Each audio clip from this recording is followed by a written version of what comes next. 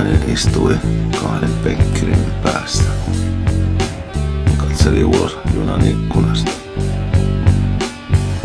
kunnes hän kerran käänsi katseensa ja katsoi suoraan silmiin.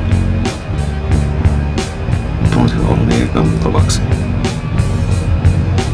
Jotain alkoi nousta ylös mieleni syvyyksistä. Jotain pieniä pirstaleita ja aloin muistaa asioita kaukaa menneisyydestä.